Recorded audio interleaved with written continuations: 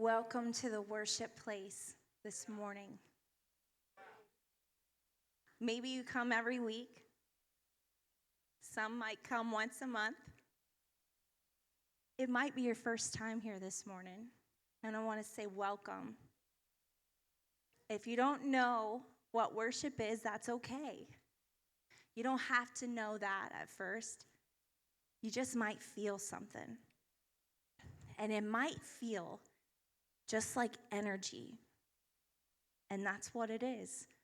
And you'll probably pick up on it, and you probably already have. But I would like to share something that the Lord spoke to me this week. And he hit me all of a sudden, and he said, the people are holding their wants against me. And you know, when I heard this, I was taken aback. And I said, what do you mean, Lord? What do you mean they're holding their wants against you?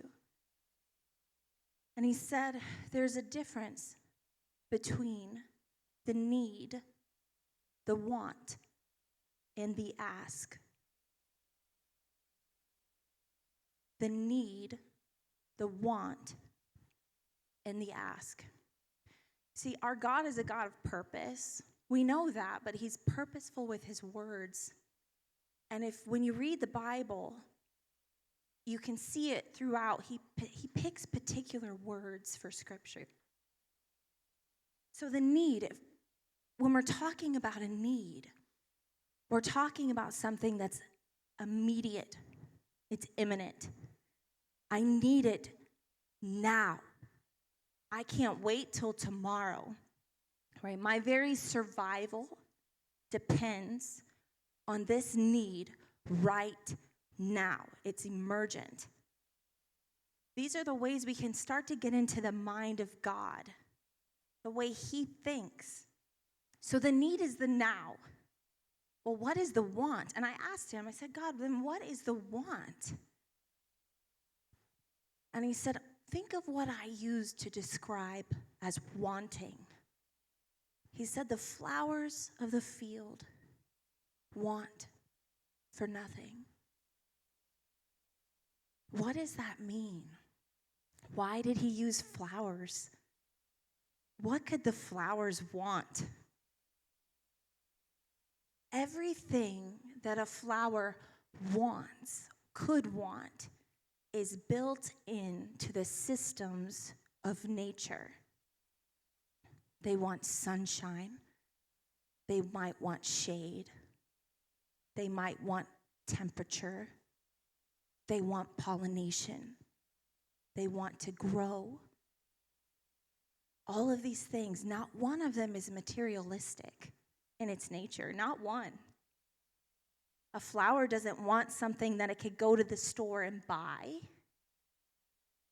It wants to thrive in its environment. So how do we break that down? Well, then let's say a need is for the now, and a want is a continuous provision of the need. So when we go to prayer and we say, God, I want this. I really want this job. I want it bad. I want a new car. And we say these words to God, and he's looking at us saying, you don't even know what a want is. You want for nothing. You eat. You sleep. What does the scripture say? The Lord is my shepherd. I shall not want. He maketh me to lie in green pastures. He leads me by still waters. He restores my soul. What are those things? He leadeth me to green path. He letteth me lie in green pastures. What's that? Fertile ground. Fertile ground. It's a safe place, but it's fertile. It's green. Still waters. Anybody try to pass through a very roaring river? If it's even like a foot deep, like you can tumble over. You should watch it on YouTube if you haven't seen it. To understand the importance of still waters. These are things that the body, it's not that we desire it, we function on it, but it's the very things we take for granted. So then we come to the ask. And I said, so what's the difference? What is it with the ask then, Lord? And he said, think of what I said to David. After David failed God, tried to hide his mistakes, and God sent him a message and said, listen, I made you a warrior. You've ruled. You have riches. You have honor. People praise your name in the streets. You've had victory.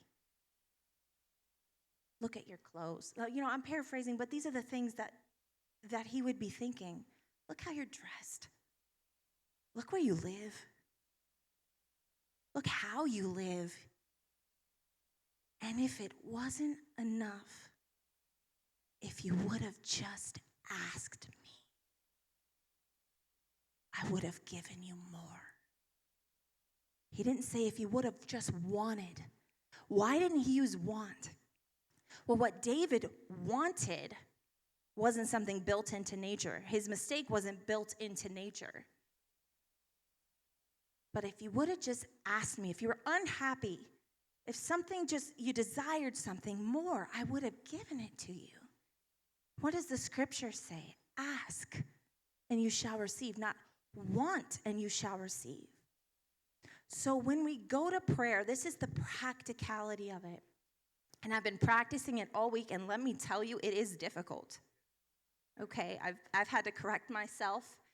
I don't know how many times, but the Lord is merciful. When you go to prayer, and you determine, somebody in here has determined whether or not they've held a want against God. It's not categorically correct. Okay, it's not a want, and we have to change it because it's doing God an injustice to say, I wanted this and you didn't let it happen. Words matter. So when you go to God, you can say, Lord, I desire this. I would love this to happen. Look at the fact I have no need. I acknowledge that I have no want. I lack nothing. This one's an ask. And see if he doesn't deliver. See if he doesn't take that disappointment. We're human. We don't get something, we get disappointed. He understands that. But who do you think we're modeled after? I don't care what anybody says. God has emotion. He does. He acts with it. He moves upon it. He feels it. He's changed his mind. You can't ignore the fact he has changed his mind. That takes someone who's moved by new circumstance, right? So we can hurt him. We can disappoint him. We can make him feel like he's done nothing for us, but it's unjust. And he knows it. So this week, if you've been dealing with disappointment, you've been dealing with anger towards God, resentment, maybe you're bitter, maybe you just feel unseen, start your prayer off differently. Say, God,